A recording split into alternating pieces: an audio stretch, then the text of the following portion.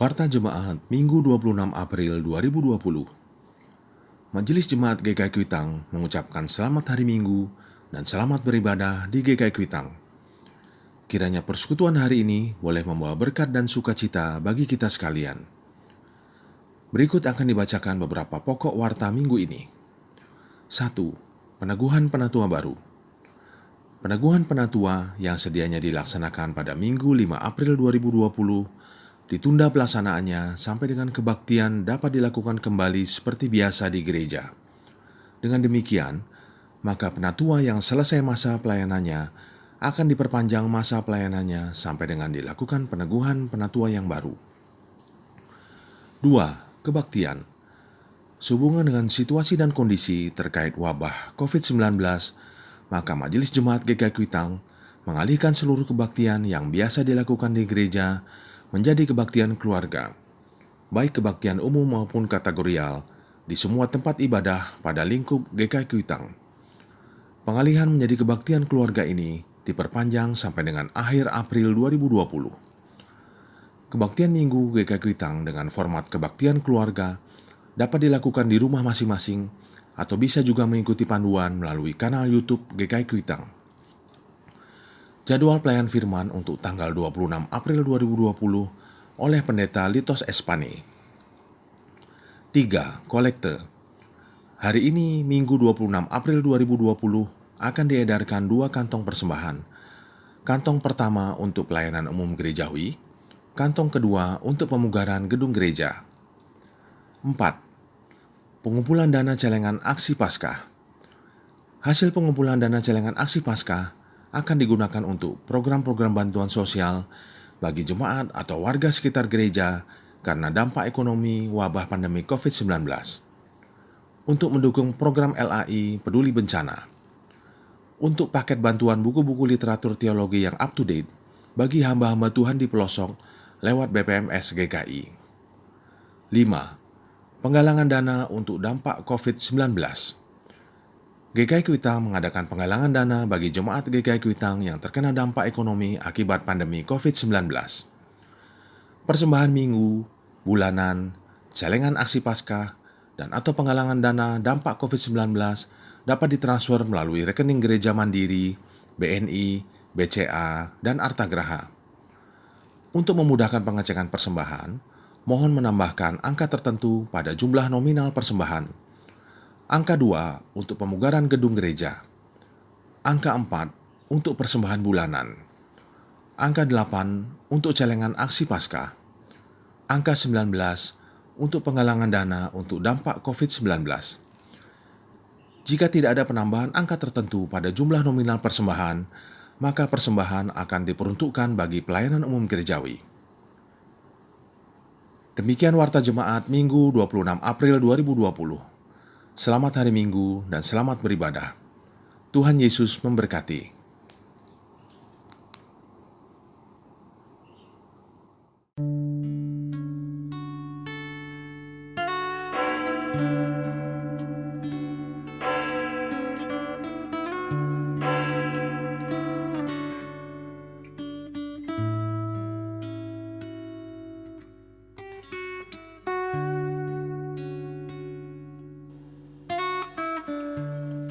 Jemaat yang terkasih di dalam Tuhan Yesus Kristus, marilah sebelum kita memulai ibadah Minggu Paskah ketiga, kita bersama-sama mengambil waktu teduh sejenak.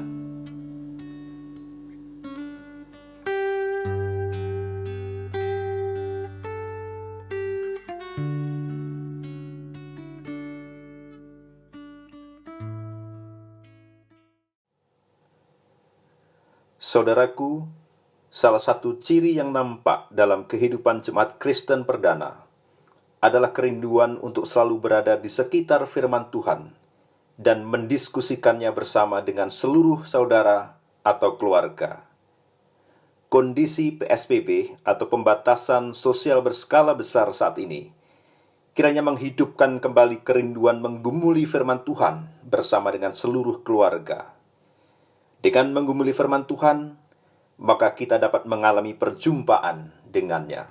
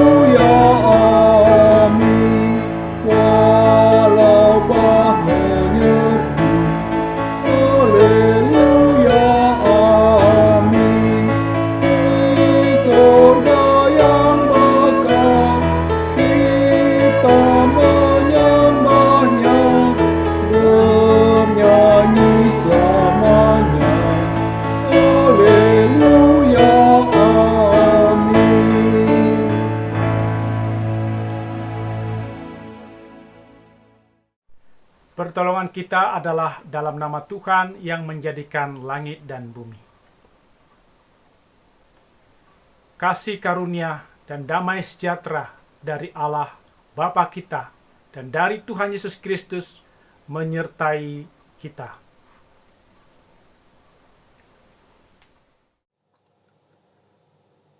Saudaraku, kadang kita tidak dapat memahami peristiwa-peristiwa yang sedang terjadi di dalam kehidupan kita, termasuk kondisi PSBB yang sedang kita jalani bersama seluruh anggota masyarakat. Bisa saja muncul berbagai pertanyaan-pertanyaan yang justru dapat meruntuhkan iman kita. Namun kebangkitan Tuhan Yesus telah mengubahkan banyak hal di dalam kehidupan kita. Kebangkitannya telah menyempurnakan kasih yang ditujukan bagi dunia. Kristus bangkit, bersoraklah. Haleluya!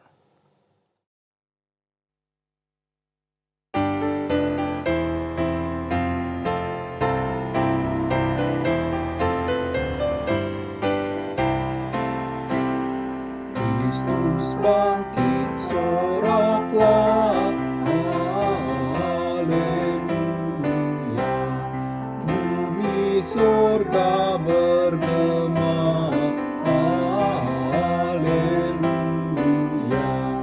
Berbalasan bersyukur, haleluya. Muliakan Tuhanmu, haleluya.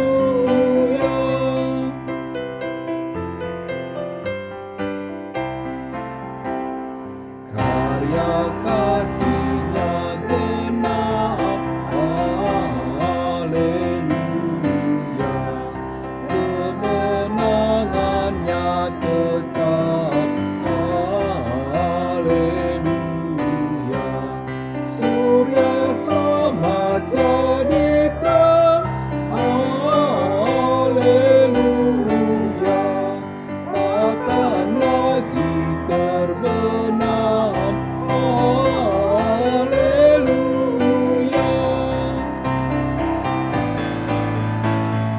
Kuasa tubuh menyerah, haleluya. Dan neraka takluklah, haleluya. Kristus jaya atas maut, haleluya. Dan terbukalah firman, haleluya.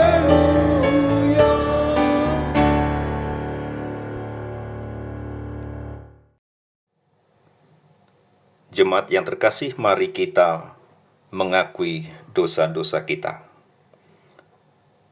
Bapa yang bertahta di dalam kerajaan surga, pada kesempatan hari ini kami datang ke hadirat-Mu untuk mengakui segala dosa dan pelanggaran yang telah kami perbuat, baik dalam pikiran, perkataan, maupun perbuatan. Seringkali kami berusaha untuk menutupi segala dosa dan pelanggaran yang telah kami perbuat dari hadapan sesama kami, bahkan dari hadapan-Mu, ya Tuhan. Kami tahu ya Bapa, Engkau adalah Allah yang Maha Kuasa. Bagaimanapun kami menutupi segala dosa dan pelanggaran yang telah kami perbuat, tidak akan ada yang tersembunyi bagi-Mu. Tuhan, Kau adalah Allah yang mengasihi kami. Namun kami kerap kali tidak mengasihi-Mu, bahkan lari dari hadirat-Mu. Ketika Engkau memanggil kami justru tidak mendengarnya, karena dosa yang telah kami perbuat menghalangi hadirat-Mu masuk dalam kehidupan kami. Kami terlalu egois serta bebal. Kami selalu merasa lebih benar dan lebih hebat dibandingkan orang lain. Iri hati dan prasangka buruk yang ada di dalam hati kami justru malah sering melukai hati orang lain. Oleh sebab itu, ya Bapa, kiranya Engkau sudi mengampuni segala dosa dan pelanggaran yang telah kami perbuat. Kami sadar jika kami telah berdosa di hadapan-Mu. Kiranya Engkau mau mengasihi kami seturut dengan kasih setia-Mu. Hapuskanlah segala dosa dan pelanggaran kami, ya Tuhan. Ubahkanlah hidup kami menjadi baru, yang hidup seturut dengan kehendak-Mu. Inilah doa yang kami panjatkan, yang kami alaskan di dalam satu nama Tuhan kami, Yesus Kristus. Amin. Marilah kita mendengar berita anugerah. Orang-orang muda menjadi lelah dan lesu, dan teruna-teruna jatuh tersandung. Tetapi orang-orang yang menanti-nantikan Tuhan mendapat kekuatan baru. Mereka seumpama Raja Wali yang naik terbang dengan kekuatan sayapnya. Mereka berlari dan tidak menjadi lesu. Mereka berjalan dan tidak menjadi lelah. Yesaya 40, 30-31.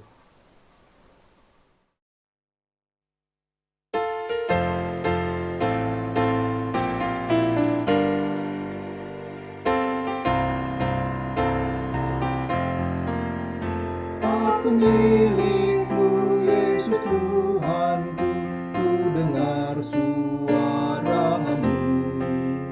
Ku merindukan datang mendekat dan diraih oleh-Mu.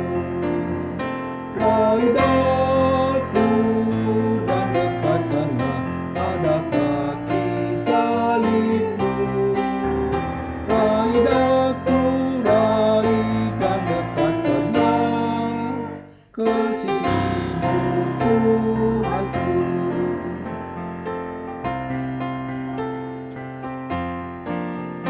Aku hamba-Mu, Kau sucikanlah oleh kasih kurnia, hingga di waktu memegang teguh kehendak-Mu yang mulia. Raih daku dan dekatkanlah pada kaki salib-Mu. Raih daku, raih dan dekatkanlah ke sisi-Mu, Tuhanku.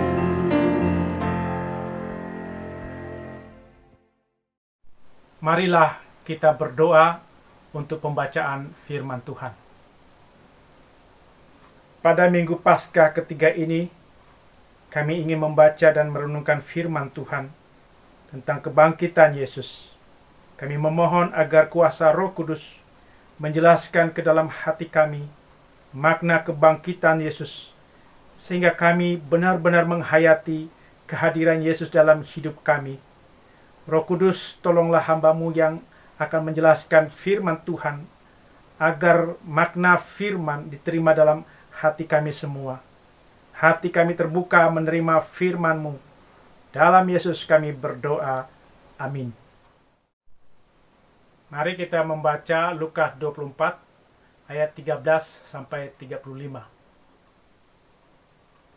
Pada hari itu juga 2 orang dari murid-murid Yesus pergi ke sebuah kampung bernama Emmaus yang terletak kira-kira 7 mil jauhnya dari Yerusalem. Dan mereka bercakap-cakap tentang segala sesuatu yang telah terjadi. Ketika mereka sedang bercakap-cakap dan bertukar pikiran, datanglah Yesus sendiri mendekati mereka, lalu berjalan bersama-sama dengan mereka. Tetapi ada sesuatu yang menghalangi mata mereka, sehingga mereka tidak dapat mengenal Dia. Yesus berkata kepada mereka, "Apakah yang kamu percakapkan sementara kamu berjalan?" Maka berhentilah mereka dengan muka muram. Seorang dari mereka namanya Kleopas menjawabnya, Adakah engkau satu-satunya orang asing di Yerusalem yang tidak tahu apa yang terjadi di situ pada hari-hari belakangan ini? Katanya kepada mereka, apakah itu? Jawab mereka, apa yang terjadi dengan Yesus orang Nazaret? Dia adalah seorang nabi yang berkuasa dalam pekerjaan dan perkataan di hadapan Allah dan di depan seluruh bangsa kami. Tetapi imam-imam kepala dan pemimpin-pemimpin kami telah menyerahkan dia untuk dihukum mati, dan mereka telah menyalibkannya. Padahal kami dahulu mengharapkan bahwa dialah yang datang untuk membebaskan bangsa Israel. Tetapi sementara itu telah lewat 3 hari sejak semuanya itu terjadi. Tetapi beberapa perempuan dari kalangan kami telah mengejutkan kami. Pagi-pagi buta mereka telah pergi ke kubur dan tidak menemukan mayatnya. Lalu mereka datang dengan berita bahwa telah kelihatan kepada mereka malaikat-malaikat yang mengatakan bahwa ia hidup. Dan beberapa teman kami telah pergi ke kubur itu dan mendapati bahwa memang benar yang dikatakan perempuan-perempuan itu, tetapi dia tidak mereka lihat. Lalu ia berkata kepada mereka, "Hai kamu orang bodoh, betapa lambannya hatimu, sehingga kamu tidak percaya segala sesuatu yang telah dikatakan para nabi. Bukankah Mesias harus menderita semuanya itu untuk masuk ke dalam kemuliaannya?" Lalu ia menjelaskan kepada mereka apa yang tertulis tentang dia dalam seluruh kitab suci, mulai dari kitab-kitab Musa dan segala kitab nabi-nabi. Mereka mendekati kampung yang mereka tuju. Lalu ia berbuat seolah-olah hendak meneruskan perjalanannya. Tetapi mereka sangat mendesaknya, katanya, "Tinggallah bersama-sama dengan kami, sebab hari telah menjelang malam dan matahari hampir terbenam." Lalu masuklah ia untuk tinggal bersama-sama dengan mereka. Waktu ia duduk makan dengan mereka, ia mengambil roti, mengucap syukur, lalu memecah-mecahkannya dan memberikannya kepada mereka. Ketika itu terbukalah mata mereka, dan mereka pun mengenal dia. Tetapi ia lenyap dari tengah-tengah mereka. Kata mereka seorang kepada yang lain, "Bukankah hati kita berkobar-kobar ketika ia berbicara dengan kita di tengah jalan, dan ketika ia menerangkan kitab suci kepada kita?" Lalu bangunlah mereka dan terus kembali ke Yerusalem. Di situ mereka mendapati ke-11 murid itu. Mereka sedang berkumpul bersama-sama dengan teman-teman mereka. Kata mereka itu, "Sesungguhnya Tuhan telah bangkit dan telah menampakkan diri kepada Simon."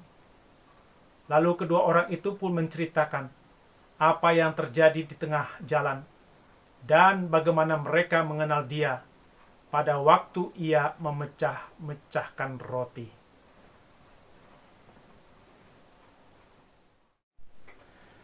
Selamat sejahtera di hari Minggu. Pada Minggu Paskah ketiga ini, kita mendalami firman Tuhan dari Lukas 24 ayat 13 sampai 35. Saudara, apakah kita semakin berubah iman kita? Makin kuat atau makin lemah? Apakah makin tahan uji atau tidak tahan uji? Terutama dalam menghadapi masalah sakit penyakit atau masalah ekonomi. Orang yang belum berubah karena ada yang menghalangi mata iman. Orang yang belum berubah, dia tidak dapat mengenal Yesus yang bangkit seperti yang dinyatakan dalam Lukas 24 ayat 16. Tetapi ada sesuatu yang menghalangi mata mereka, sehingga mereka tidak dapat mengenal Dia.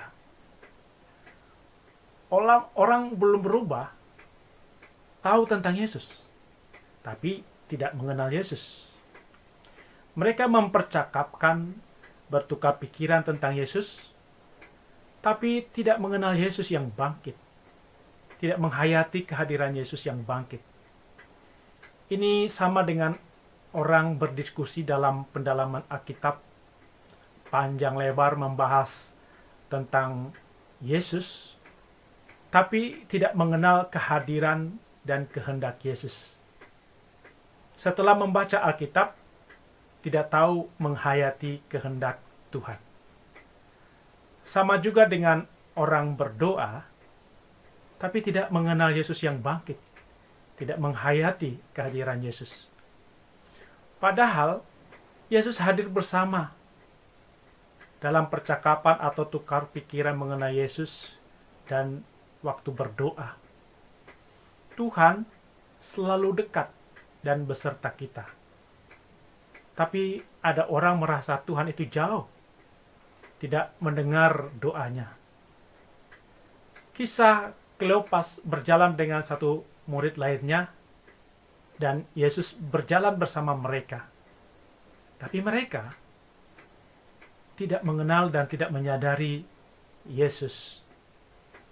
Yesus mendengar dan mengerti percakapan Kleopas dan temannya. Yesus tahu pergumulan Kleopas dan temannya.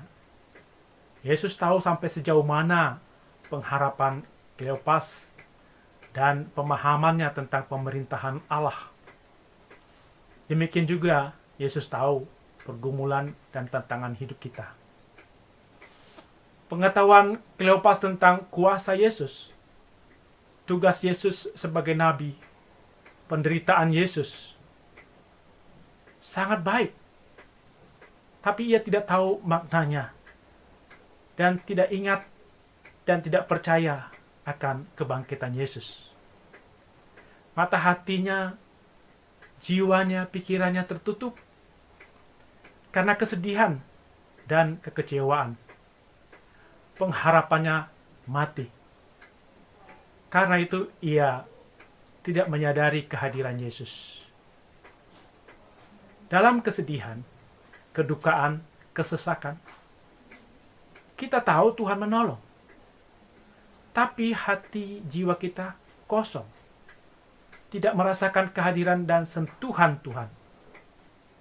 Inilah yang disebut tertutup mata hati. Terhalang mata hati kita. Kita tidak mempercayai ucapan Yesus. Seperti Kleopas tidak mempercayai ucapan Yesus bahwa ia akan bangkit pada hari ketiga. Kleopas membaca kitab Musa dan nabi-nabi di Perjanjian Lama, tapi tidak juga mempercayai tentang makna penderitaan Yesus dan kebangkitan Yesus.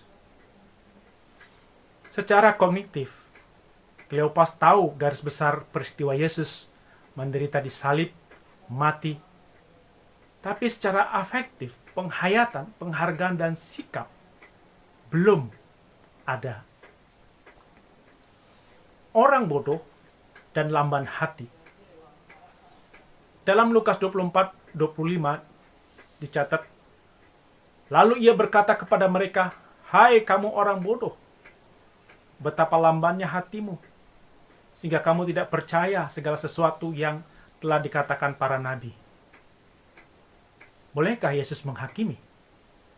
Tentu boleh, karena tugas Yesus adalah menghakimi manusia, khususnya pada akhir zaman. Apakah Yesus merendahkan? Tidak. Sebab Yesus mau menyadarkan murid-murid atas kebodohan dan kelambanan hati untuk percaya tentang kebangkitan Yesus. Dalam kasih, Yesus menegur murid-murid yang lalai dan lemah iman mereka terhadap firman Tuhan. Yesus melarang manusia menyebut saudaranya bodoh, karena manusia bukan Tuhan, bukan sumber kebenaran. Manusia tidak tahu persis apa yang dipikirkan orang lain. Yesus tahu isi hati manusia. Apa yang salah? Kalau manusia mengatakan sesama bodoh, itu berarti mencela tanpa dasar, tanpa mengetahui isi hati dan pikiran manusia. Kebodohan dan kelambanan yang dimaksud Yesus karena Kleopas tidak mempercayai apa yang dijelaskan perempuan yang ke kubur Yesus tentang kebangkitan Yesus. Kebodohan dan kelambanan hati karena tidak menghargai saksi perempuan. Orang bisa tidak menghargai dengan berbagai alasan apa yang diceritakan orang lain tentang Yesus. Hanya orang yang bisa menghargai kesaksian dari nabi, dari rasul, dari orang yang diutus dan orang yang diurapi akan percaya Yesus yang bangkit. Bukan sekedar tahu secara kognitif, tapi sampai ke afektif dan psikomotorik dalam bertindak. Kebodohan dan kelambanan bisa terjadi karena orang merendahkan orang yang bersaksi, orang yang menjelaskan firman, merasa diri sudah tahu tentang semua isi Alkitab. Orang yang bodoh dan lamban karena tidak menjadi pendengar yang rendah hati. Yesus sudah menjelaskan bahwa Yesus memperjuangkan bukan pemerintahan dunia, tapi pemerintahan Allah di surga. Tapi Kleopas tetap pada pikiran sendiri dan pikiran tokoh-tokoh tertentu dan mengharapkan pemerintahan di dunia ini. Inilah yang dimaksud Yesus dengan kebodohan dan lamban hati untuk percaya pada kebangkitan Yesus dan pengharapan pada pemerintahan Allah. Pada masa kini, masih banyak orang yang bodoh dan lamban hati untuk percaya Yesus yang bangkit. Padahal sudah banyak kesaksian tentang Yesus yang hidup, Yesus yang menolong, Yesus yang menjawab doa. Orang yang bodoh dan lamban hati untuk percaya Yesus, padahal sudah sering membaca Alkitab, membaca buku rohani, mendengarkan khotbah.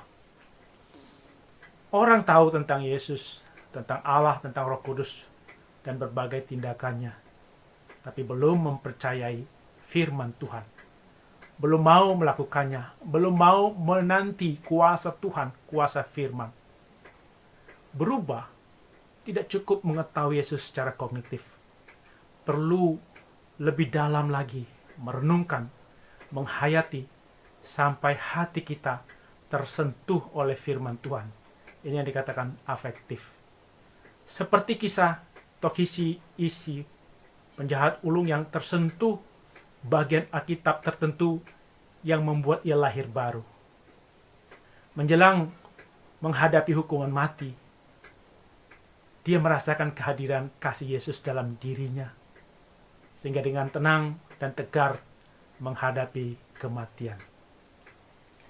Kita membaca Alkitab bukan sekedar membaca, tapi minta Tuhan hadir dan Roh Kudus menjelaskan firman-Nya kepada kita.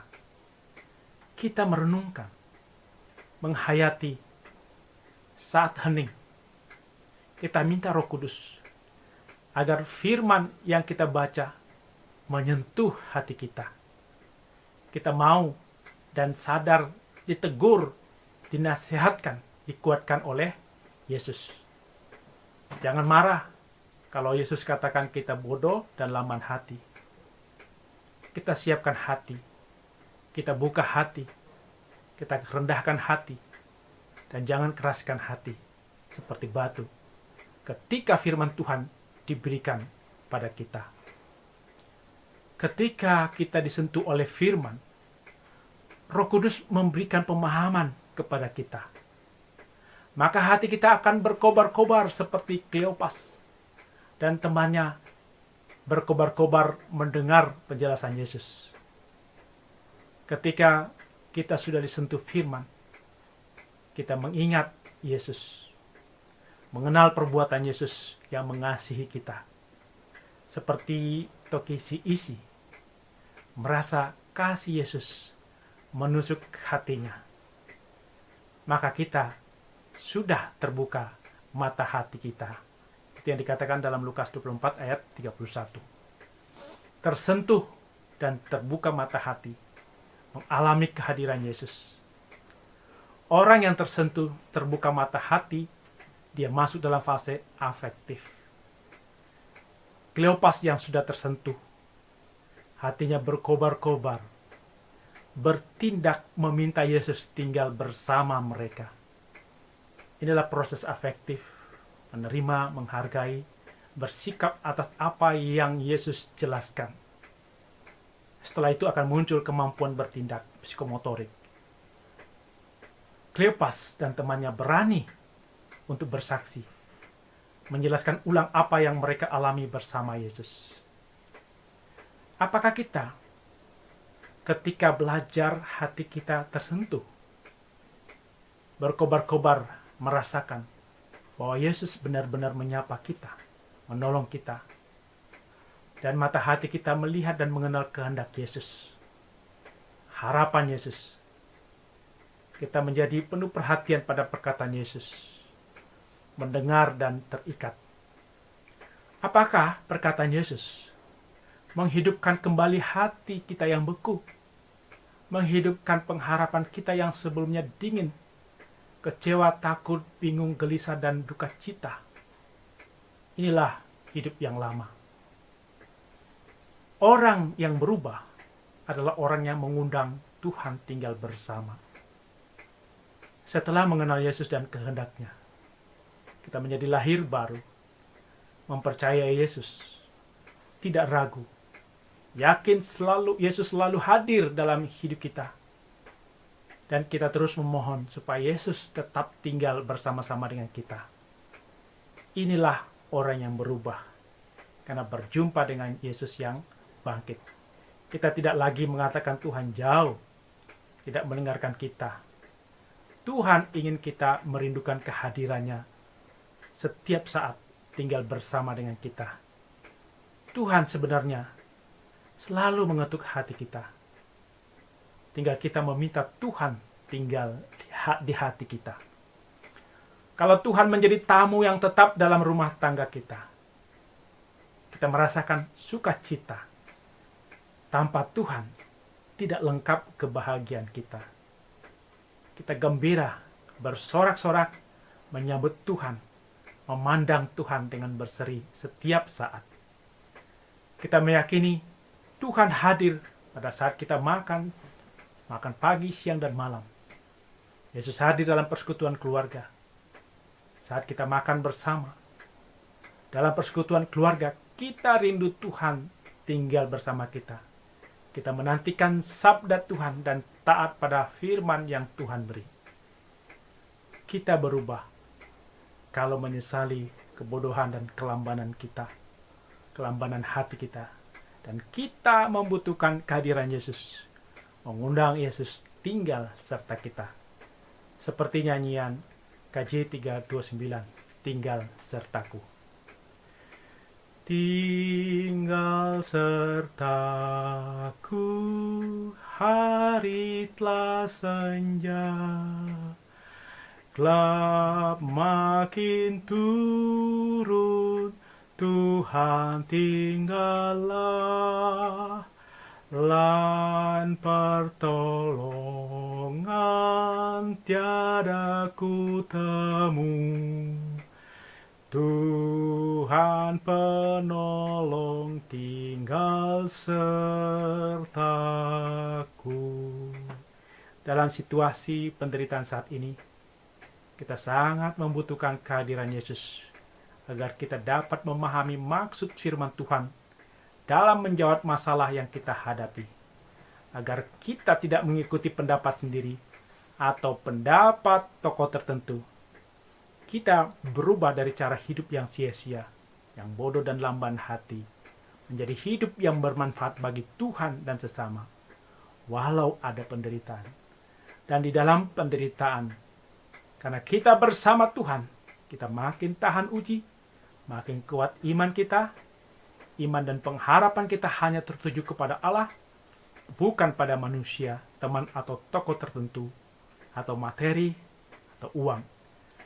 Dengan makin kuat iman dan pengharapan, maka kasih kepada Tuhan semakin besar, dan kasih persaudaraan makin bertumbuh, dan makin berkobar-kobar melakukan kehendak Tuhan.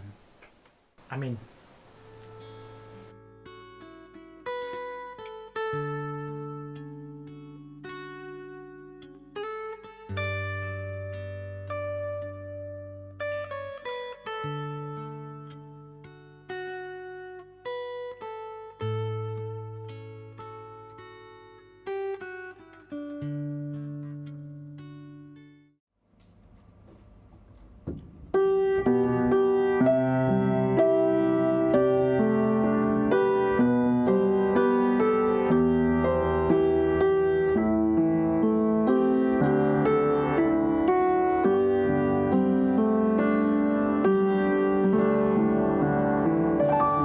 Bila kau izinkan sesuatu terjadi, ku percaya semua untuk kebaikanku. Bila nanti telah tiba waktumu, ku percaya kuasa-Mu memulihkan hidupku. Waktu Tuhan pasti yang terbaik, walau kadang tak mudah dimengerti. Lewati cobaan, ku tetap percaya waktu Tuhan pasti yang terbaik. Lewati cobaan, ku tetap percaya waktu Tuhan pasti yang terbaik.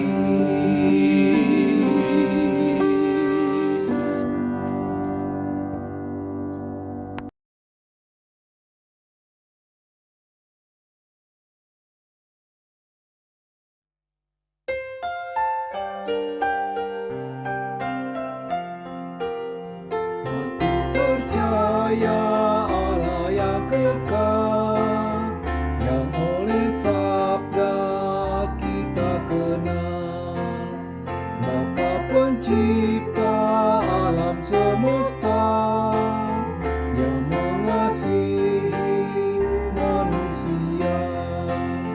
Aku percaya Putra Tunggalnya yang disalibkan di Golgota, yang dari kubur bangkit dan menang, naik ke sorga dalam terang. Aku percaya pada Roh Kudus yang mendiami kita terus. Aku percaya gereja yang esa, menjadi suci di dalamnya.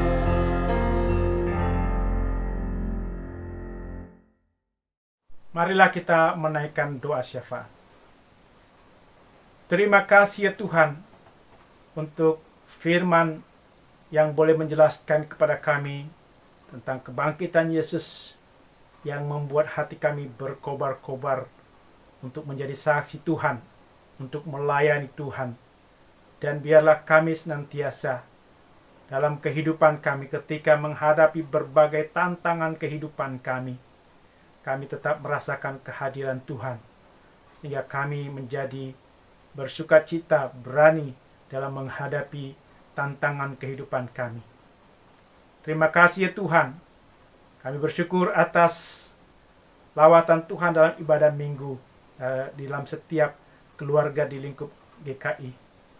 Kami percaya setiap keluarga Tuhan akan menguatkan kami, membangun persekutuan di antara kami, dan menjadikan Yesus tamu yang tetap, yang menguatkan, yang menghibur kami.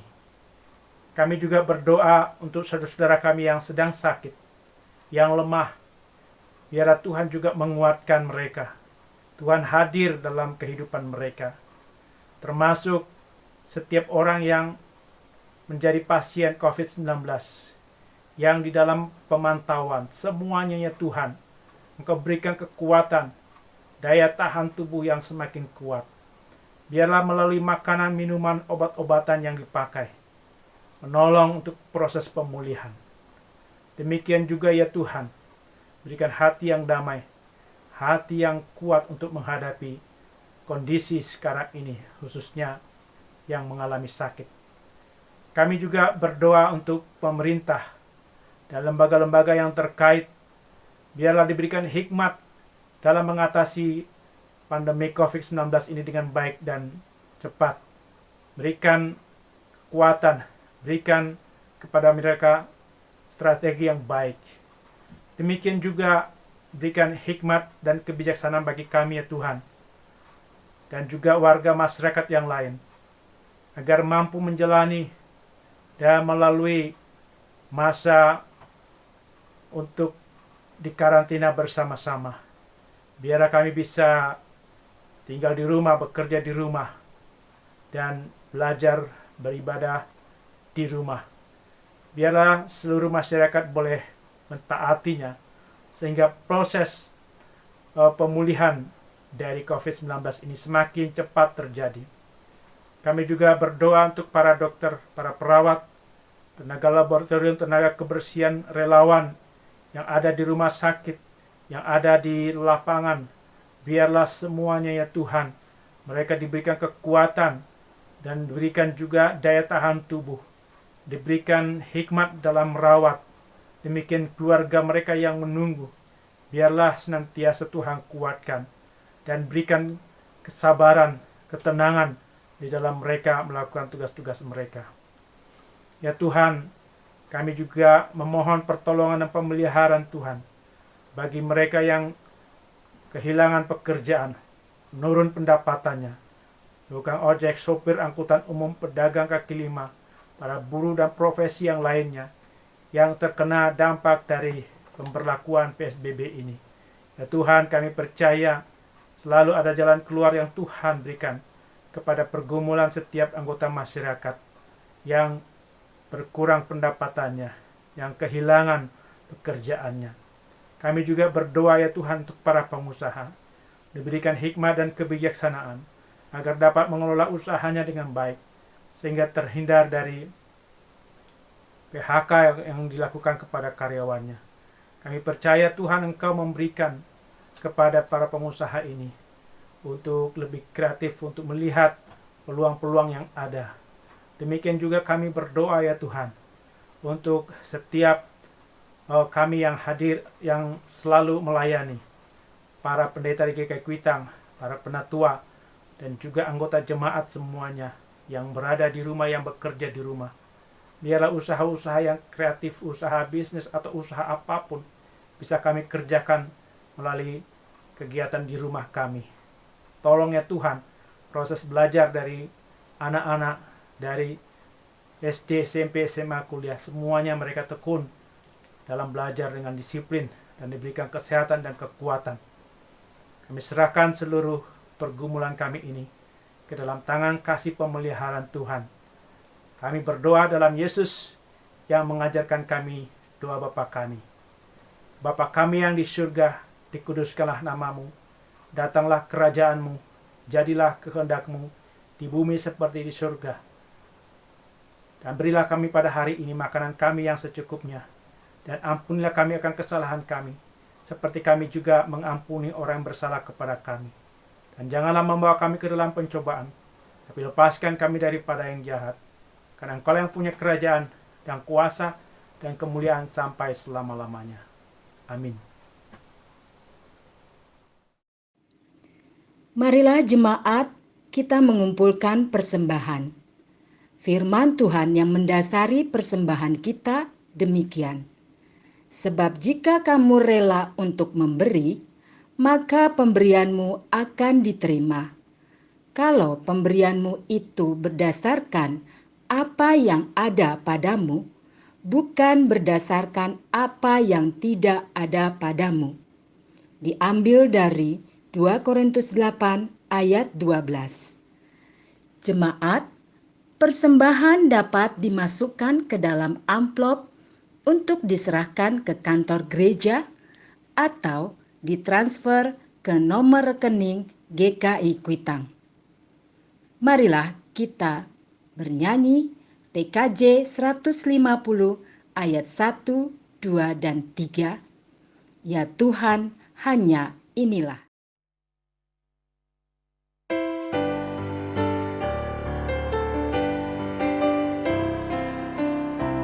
Ya Tuhan, hanya inilah yang dapat ku beri padamu. Ungkapan syukur apalah dibanding berkat karunia-Mu.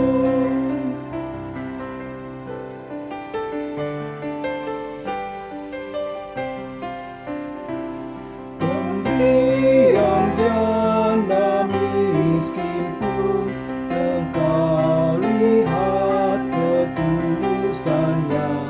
Miliklah juga hatiku saat ku bawa persembahan.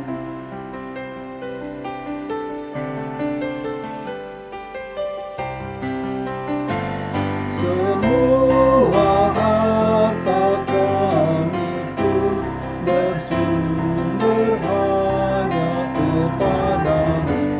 Dengan bersuka bergemar ku persembahkan kepadamu.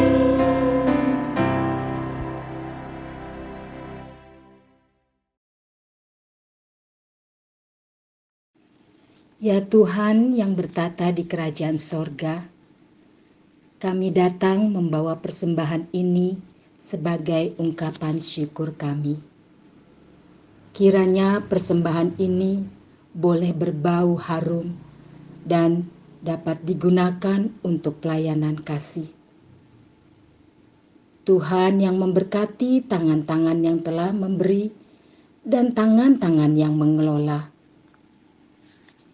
Ajari kami untuk mengikuti nasihat Rasul Paulus bahwa kami harus mengucap syukur dalam segala hal, termasuk di tengah pandemi corona ini. Karena itulah yang menjadi kehendak Tuhan. Kami percaya bahwa Engkau yang dapat membuat segala sesuatu indah pada waktunya. Doa ini kami panjatkan kepada Tuhan, Sang Pemilik kehidupan ini. Amin. Saudara-saudara, seperti halnya Kristus yang bangkit, menyertai dan mengubah Kleopas dan temannya, Dia juga berkenan untuk menyertai dan mengubah kita setiap saat, terutama di tengah-tengah pandemi COVID-19 ini.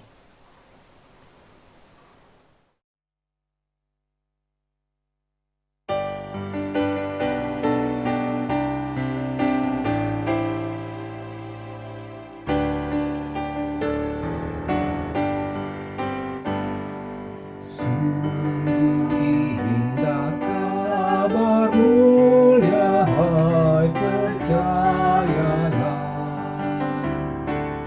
Yesus Kristus tak berubah selama-lamanya. Karanya tetap menghapus dosa dan celah.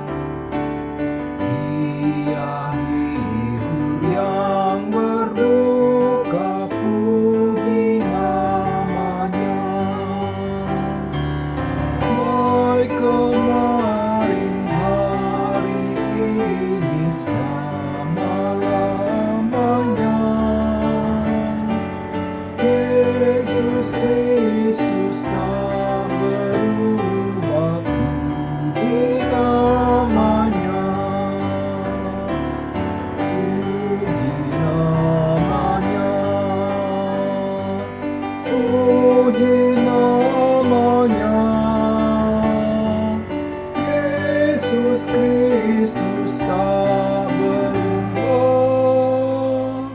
Puji namanya. Badai dan gelora laut tunduk padanya. Kini juga badai hati ditenangkannya. Ia yang telah bergumul di Getsemani, mendampingi kita dalam saat yang pedih. Baik kemarin, hari ini, selama-lamanya. Yesus Kristus tak berubah, puji namanya. Puji namanya. Puji namanya.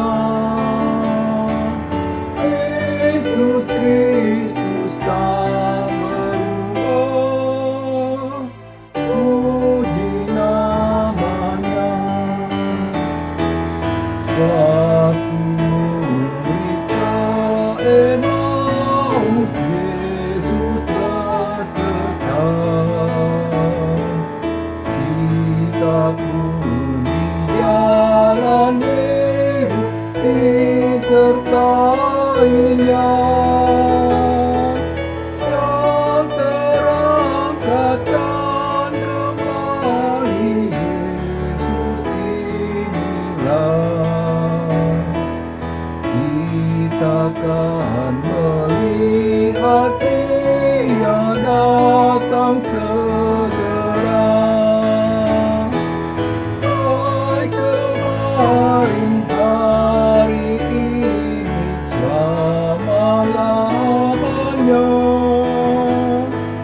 Yesus Kristus tak berubah, puji namanya. Puji namanya. Puji namanya. Yesus Kristus tak berubah, puji namanya.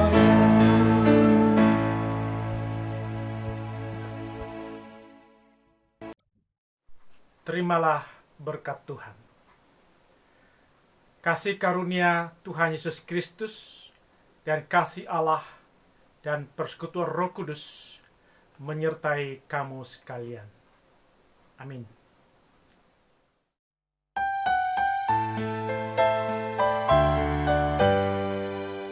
Terima kasih padamu Tuhan, Kau bimbing kami selamanya. Segala hormat, puji dan syukur kami panjatkan kepadamu.